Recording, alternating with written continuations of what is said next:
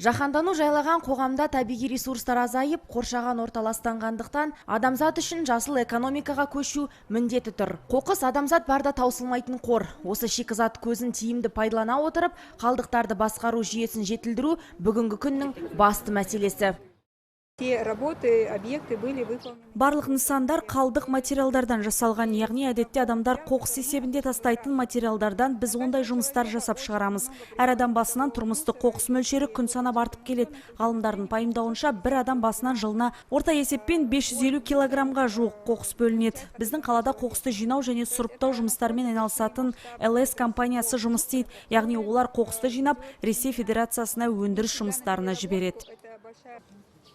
Қоршаған ортаның табиғи жағдайын жақсарту, табиғи ресурстарды тиімді пайдалану, табиғи байлықтарды сақтау адамзаттың басты міндеті. Сондықтан аталмыш іс-шараға мектеп оқушыларынан құралған еріктілер тобы да белсене қатысты.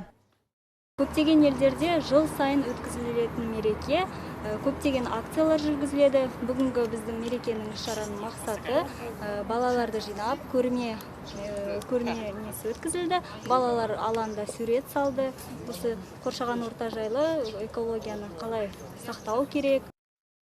Әлемдегі тәжірибелерге сүйенсек, Франция, Жапония, Оңтүстік Корея сынды жасыл экономика қағидаттарын ұстанған мемлекеттерде тұрмыстық қалдықтар табыс көзі. Бұл елдерде үйіліп жатқан қоқыс үйінділерінен түрлі бұйымдар шығарылып, күнделікті тұрмысқа қажетті өнімдер түрткіл дүниеге таратылады. Камила Абдельманова, Медет Қайыркенов, Көкше ақпарат.